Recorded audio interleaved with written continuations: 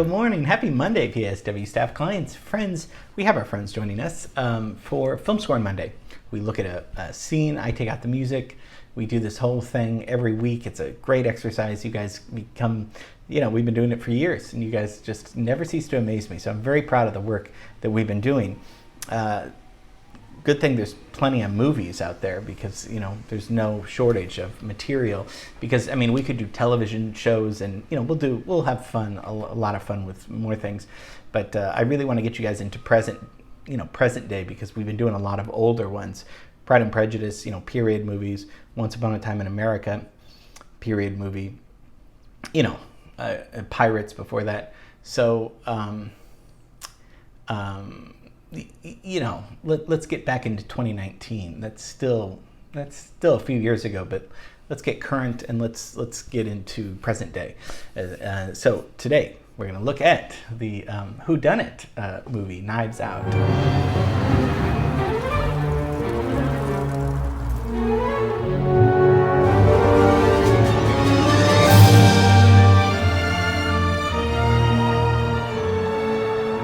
I said whodunit.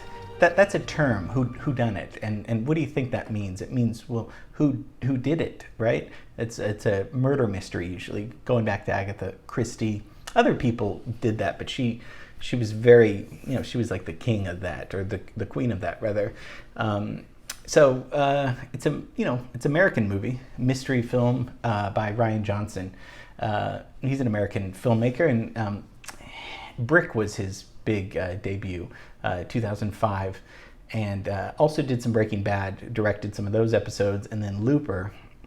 So this got him an Academy Award nomination, though, Best Original Screenplay. So he's an auteur, writer-director. We've talked about auteurs before. So Knives Out is, it's a Radiohead song. So that's what, even though it doesn't have anything to do with the band, that's what he got the idea from. It's a $40 million budget, because it's in a big mansion and A-list celebrities, stars, but it makes about 300 million, over 300 million. So I know there's going to be sequels and all that stuff, and it all kind of surrounds the death of the patriarch, who is Christopher Plummer, because this movie opens with his death, and then we have to figure out, and he had he was a very rich, successful writer. And had all these kids, and they had kids, and it's kind of about a family, family in a big mansion. It's a lot of fun. And so, and then Daniel Craig, for some reason, has a southern draw in this, but I think Ryan said that he wrote it, the character, before casting it, with kind of a foghorn leghorn kind of draw, which is comical. So he's the detective brought in to solve this whole thing. Music's by Nathan Johnson, Ryan's cousin. So it's good to be related to a director or somebody he can put you to work. He's done some other. He's born in 1976, American film composer, but he's also a director and a producer, and was in some bands. Did Don John, which is a really nice soundtrack that maybe we'll look at. This is interesting. We're going to score the opening scene, not really the credits, but it's the very, very beginning of it. It's a little spooky, but it's not, because first I'm going to show you without the music, and then, as we've seen before, when there's no music, you're just kind of waiting for something. It's just kind of like sound, Foley, and it's just kind of like not as dramatic, and then when you add the music, it's terrifying. And we'll listen to it. But first, let's just look at the scene, the very short scene that I want you to come score.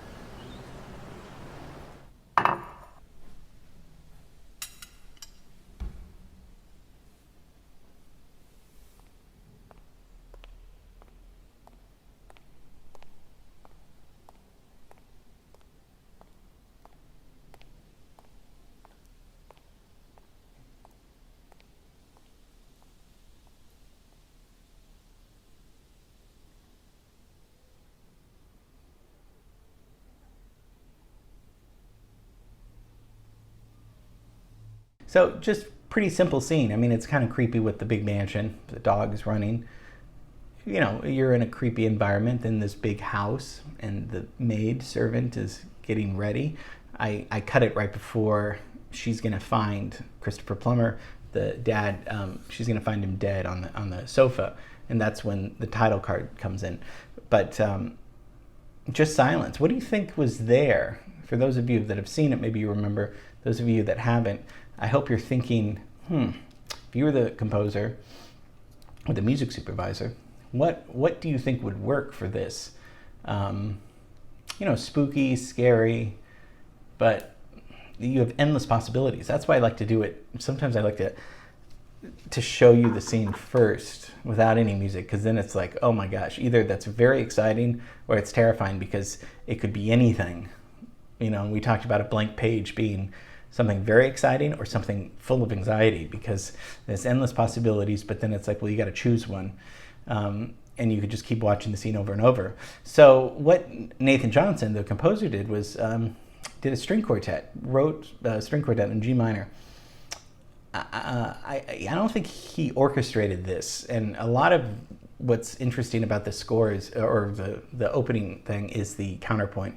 We're going to look at it and look at the score. Sounds well. See, we know counterpoint, we know Bach.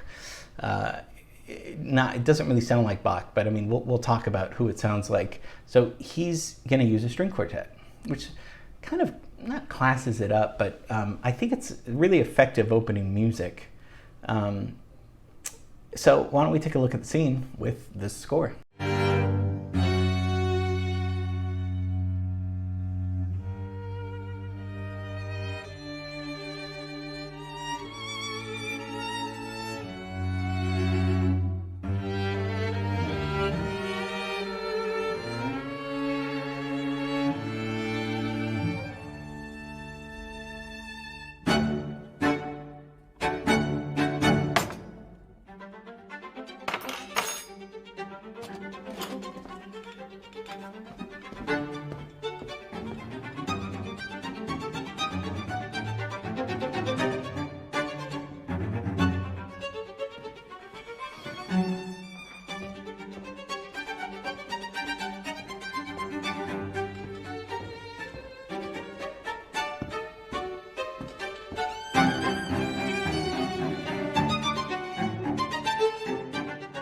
So like I said, string quartet.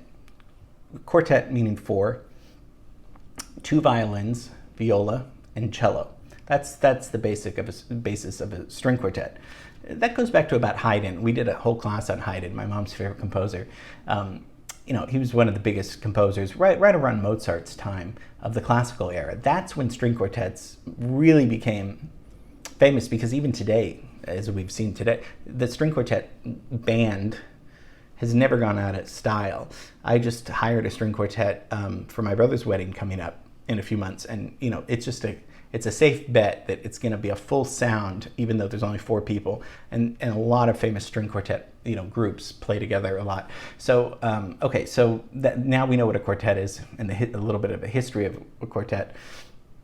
What's good about this? We're going to listen to, or what musical elements do we hear? Let's listen to it again. And I'm going to show you the score and see if you can follow along. The little red square boxes are going to help you follow along.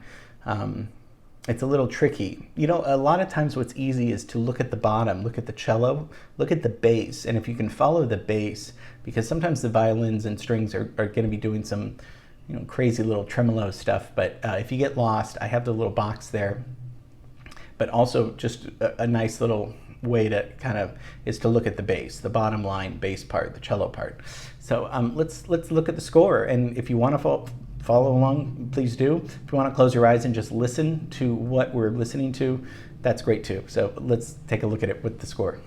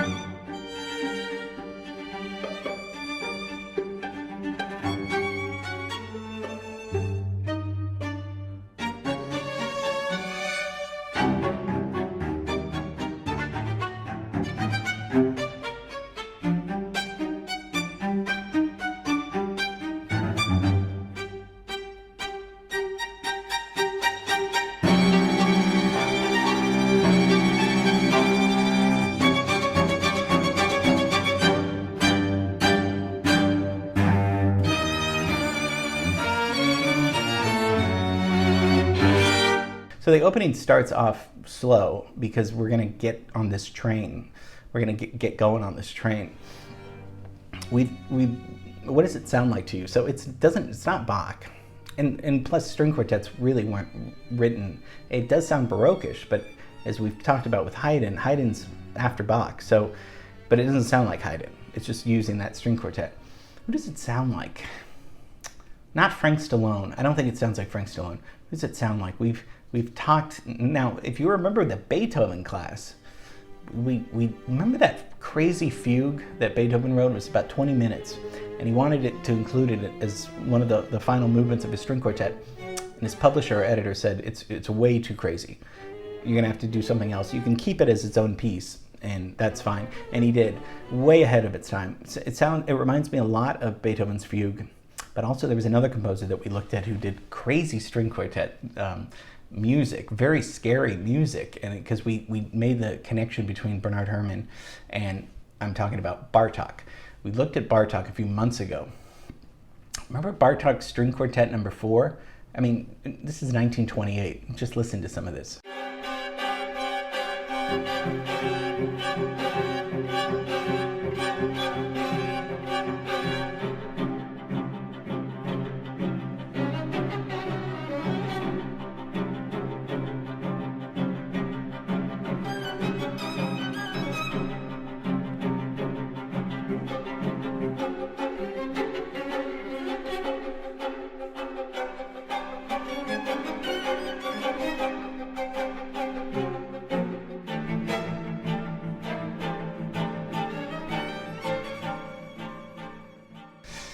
And we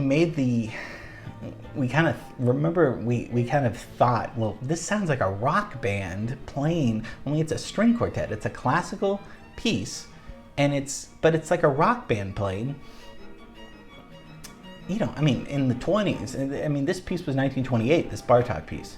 Beethoven's is even earlier, obviously. That's a little less rhythmic than Bartók. Bartók's really, I mean, 20th century composer. He's very much into, using the bows of the violins and the cellos to really crank out, just like a guitarist, just like Jimi Hendrix and Kurt Cobain would just really use just strumming it. Bartók's doing that too. Nathan Johnson's doing that a little bit too. I mean, because it's a very unsettling piece, isn't it? Oh, why is that? Well, it's not the same tone throughout the whole piece. So we said it starts slow. There's little elements of it. There's pizzicato, which, where you pluck it. That comes in a little later. There's tremolo, where you go back and forth. The dynamics are really key, right? Very soft, very loud, very aggressive. That really makes it dramatic. That gives it a lot of, well, maybe everything, because if you were to listen to a demo of just a string quartet MIDI playing it, it probably would sound very mechanical, because none of the dynamics are the feel is there. This string quartet's really playing with a lot of feel. So, having said that, I want you to find a piece for string quartet that could be in place of this. Or string ensemble. That's fine. Let's make it string quartet or string ensemble, but something scary string-like. But let's not do Psycho, because that's too famous. Okay? I know. I know. I'm doing this because I love you, because I want you to grow. I just don't want us to get too complacent in this, because with the curriculum, I want to build on these things. So string ensemble or string quartet that could be scary. Yeah, it's easy. Just Google that. I told you how to get the answer. There's a lot of composers that have done this. Schubert wrote some very great string quartets. If you want to look at Schubert, Philip Glass did some great string quartets. We know Philip Glass. If you want to find another Bartók, I mean, there's tons of string quartet, but scary string quartet. You look at Ravel and Debussy, that's very pleasant and beautiful sounding, but that's not going to be, this is a scary, lack of a better word, horror movie. This is kind of a thriller, even though there's comedic parts in it. We need to set up, and this is of course the the opening music credits, always the most important. That gives you the tone of what is this movie going to be? Oh, it's jolting, and it's very scary. Just with 4 string players, very scary. Also, the harmony is very scary because it's in minor, and there's a lot of tritones. We've talked about that with Bernstein, with the raised fourth, the tritone that sounds very, in dissonance. There's some dissonance, but it mostly just stays in G minor to D to C. The chords are pretty basic, but the orchestration and the counterpoint makes it very complex. But when we break it down just chord-wise, it's simple, but it's a very complex, written. The writing is very complex. Sorry, I'm just in mid-thought sometimes, so my sentences don't come out, and I get excited about this stuff. So get it to me by tomorrow. We're going to have a great week. 4th of July is coming up next week, so we'll make it a little bit patriotic this week. Okay, so good luck. Let me know if you have any questions, and see you tomorrow. Okay, bye.